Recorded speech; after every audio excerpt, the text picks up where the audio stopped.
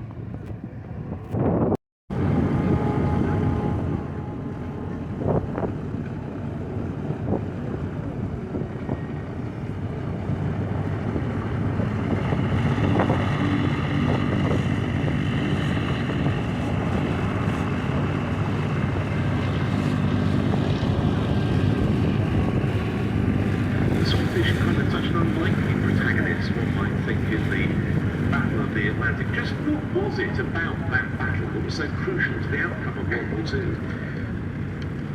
What was crucial was that the Atlantic was the source of food and ammunitions and equipment from across the Atlantic, from America to the UK.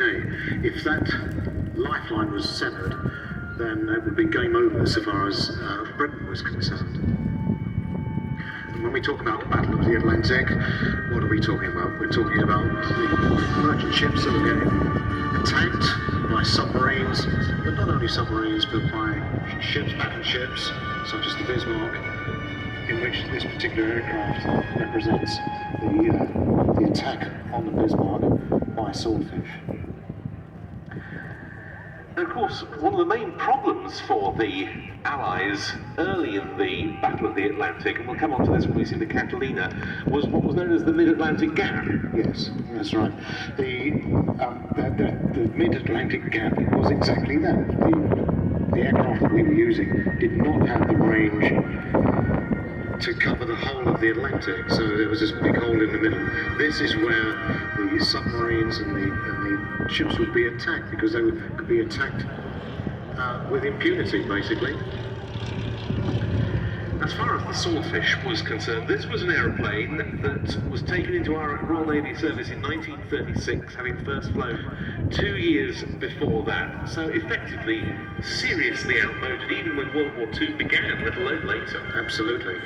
There are a couple of things about the Swordfish for which it became famous. One was the attack on the Italian fleet in Taranto Harbour, which was the inspiration for the Japanese attack on Pearl Harbor, and the second most famous action probably was the attack on the Bismarck. Yes, which also involved the Catalina that we're going to see after the Swordfish.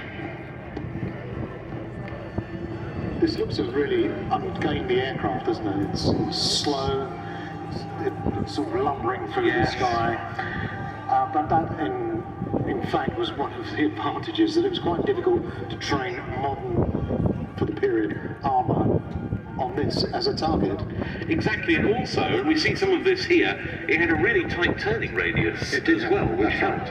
Against that, as you say, it was slow, 90 knots cruise when it was lightly laden, 82 knots with an underslung torpedo, and you can see this one has a dummy torpedo fitted underneath. This with the 9-cylinder Bristol Pegasus engine, which was very advanced at Hafen in Germany.